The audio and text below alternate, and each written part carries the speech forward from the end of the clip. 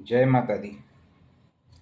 कोई आपकी माँ पे, आपके पिता पे हमला करे, कोई उनके साथ अत्याचार करे, उनको पीड़ित करे, तो आप क्या करोगे? आप यथाशक्ति उसका प्रतिकार करोगे और आप भी शस्त्र उठाओगे। अब यहाँ पे शस्त्र उठाने का तात्पर्य ये नहीं कि आप किसी को हर्ट करो या हिंसा करो, लेकिन आप सुरक्षा करने के लिए या फिर उसका प्रतिकार करने के लिए आप शत्रु पे संहार करोगे। डायरेक्टली इनडायरेक्टली आप अपने शत्रु हंता योग तुरंत एक्टिवेट करोगे, शत्रु बोध करोगे और अपने परिवार की, अपने घर वालों की रक्षा करोगे। लेकिन जब यही घटना देश पे होती है तो हम क्या करते हैं? अब आप बोलोगे कि ये हम टॉपिक स्पिरिचुअलिटी की तरफ जा रहे हैं या फिर we are going toward some other way. अब आप समझिए, एज ए इंडियन आर्मी हम सबका दायित्व बनता है कि हम उस युद्ध को लड़ें। सबका अपना अपना रोल है। सिपाही वहाँ पे लड़ रहे हैं, लेकिन उससे बड़ी लड़ाई आप यहाँ पे बैठ के लड़ सकते हो, and that is nothing but spiritual energy. आपको शायद इस चीज़ का एहसास है कि एस्ट्रोलॉजिकली हम हमेशा राहु केतु की चर्चा करते हैं, जो कि अदृश्य है, और अदृश्य शक्तियाँ सबसे ज़्यादा घातक प्रहार करती है। जब हमारे देश के सिपाही बॉर्डर पे तैनात हैं, इंडिया पाकिस्तान का युद्ध का समय चल रहा है और पूरे चांसेस है 99% युद्ध होने के पूरे का है, ऐसे समय पे आप क्या करेंगे?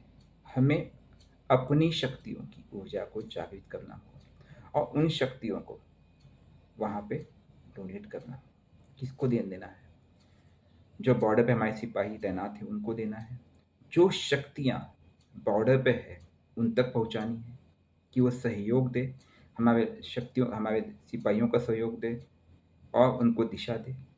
जो हमारे लीडर्स हैं, जैसे नरेंद्र मोदी हमारे देश के प्रधानमंत्री हो गए, रक्षा मंत्री हो गए, राइट, NSA अजीत डोभाल जो कि इनको दे। अब ऊर्जा देने का तात्पर्य क्या? आपको एक चीज़ समझना होगा कि जब हम शक्तियों की बात करते हैं तो शक्ति दो तरह से होती है। एक है विजिबल फॉर्म में। विजिबल फॉर्म में हम जो कुछ शस्त्र का प्रयोग करते हैं वो विजिबल फॉर्म में शक्ति है। लेकिन उस विजिबल फॉर्म की शक्ति को सही दिशा में प्रयोग करना, सही समय पर सही डिसीजन लेना और संयम के साथ आप युद्ध में हम अपने लॉस को मिनिमाइज करते हुए आगे बढ़ना है, ये युद्ध कौशल में सबसे महत्वपूर्ण है। लेकिन उसमें कारगर क्या होती पता है? अदृश्य शक्तियाँ, जिसे हम राहु और केतु कहते हैं। अगर मैं एस्ट्रोलॉजिकली कहूँ तो हमारी कुंडली के लगन में राहु बैठा है, 7th हाउस में केतु बैठा हुआ है।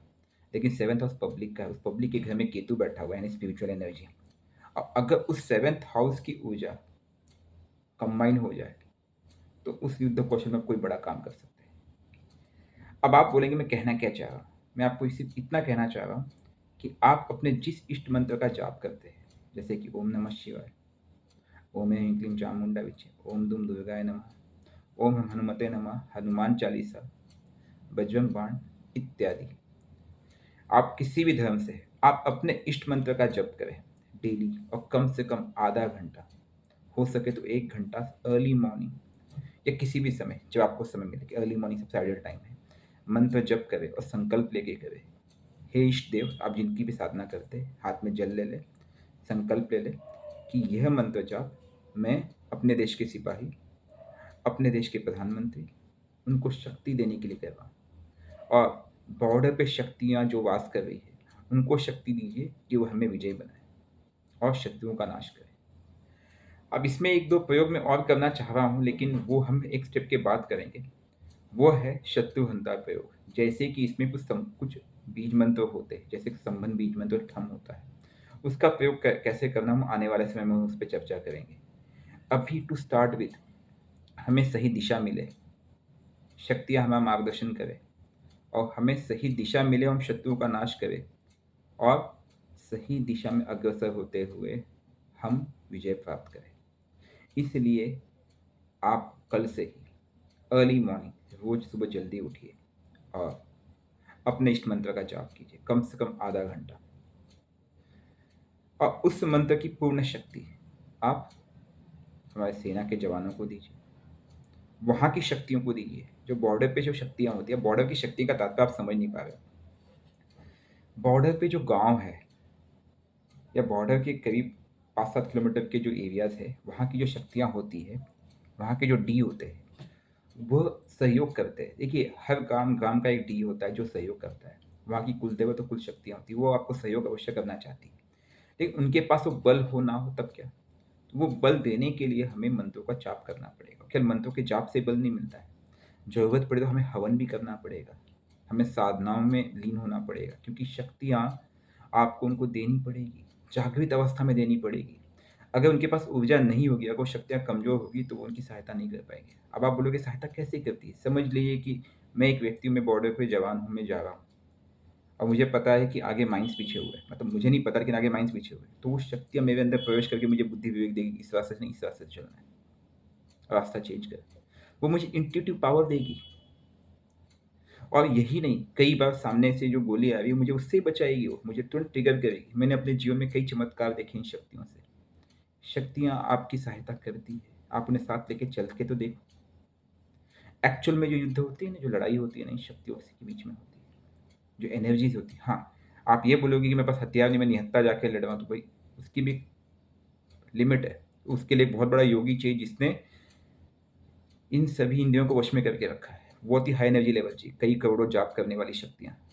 उसकी बात तो करनी हो, लेकिन क्या हम संगठित रूप में रोज हर व्यक्ति अपना आधा घंटा, कम से कम 10 माला अपने इष्ट मंत्र का जाप करके बॉर्डर पर दे सकता है? अगर ऐसे 1000 लोग भी मिल गए तो 1000 इंटू 10 माला कितना हो गया? 10,000 माला की जाप होगी। और 10,000 इंटू 108, अब आप खुद गिन लीजिए, लगभग 10 लाख से ज़्यादा जाप जा रहा है। यह शक्ति जाएगी वहाँ पे, हिट करेगी। और अगर हमने हवन करना आरंभ किया तो क्या कहने, क्योंकि हवन का इफेक्ट इससे 10 टाइम ज़्यादा होता है। हफ्ते में एक दिन हवन कीजिए उन्हीं शक्तियों पे। डेली 10 माला का जप कीजिए, डेली आधा पौना घंटे का जप कीजिए, और हफ्ते में एक दिन आप दिन चुन लीजिए, हवन कीजिए कि वो ऊर्जा को शक्ति मिले और वो जा करके आगे मिले। आप देखिएगा कि जो हम चाहते हैं पाकिस्तान के टुकड़े करना, क्योंकि हमें शत्रु बोध है। अगर देखिए, यहाँ पे सर्वाइवल ऑफ द फिटेस्ट है। प्रॉब्लम ये है कि अगर हम नहीं करेंगे तो वो हमें ख़त्म कर देगा, क्योंकि उसकी फितरत ही है। सांप आपके घर में है तो आपको सांप को निकालना पड़ेगा, आपकी मजबूरी है, क्योंकि उसकी फितरत है, आपको नहीं तो काटेगा। We don't have a choice. हमने ख़त्म ना करना ना भी चाहते हो तब भी हमारी मजबूरी है। तो हमें अपने सर्वाइवल के लिए उनको निकालना है। वो अपना जिए, उनके 4 टुकड़े हो जाए, अपना जिए, लेकिन वो कमज़ोर करना बहुत आवश्यक है। जब तक वो कमज़ोर नहीं होंगे, क्योंकि उनकी इंटेंट ही है, वो तो हमेशा एक ही बात कहते हैं कि उनको भारत के 100 टुकड़े करने हैं। जब उनके इंटेंट में ही यही है, जब उन्होंने सपना ही यही देख रखा है, तो हमारे पास कोई चॉइस नहीं है, राइट? तो कल से डेली आपको मंत्रोच्चारण करना है और वो शक्ति अपने जवानों को देना है। बॉर्डर पे जो शक्तियाँ उनको देना है, जैसे माँ वैष्णो देवी बॉर्डर से हार्डली 70-80 किलोमीटर है, दीजिए शक्ति। उनके इष्ट वहाँ बैठे होंगे, वो वहाँ पे एनर्जी डिस्ट्रीब्यूट होगी।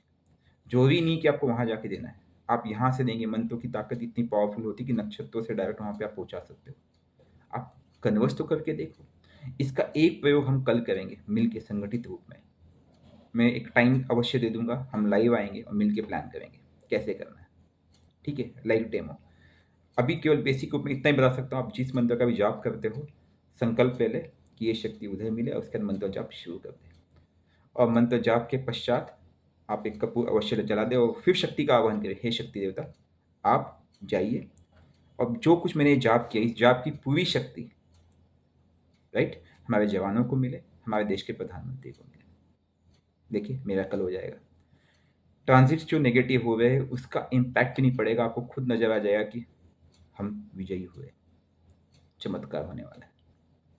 यह प्रयोग आप सबको करना है और डेली करना है, क्योंकि यह तो एक ट्रेलर है। आने वाले टाइम में जब आवश्यकता पड़ेगी तो आप इसका प्रयोग लाइफ में कहीं भी कर सकते हो।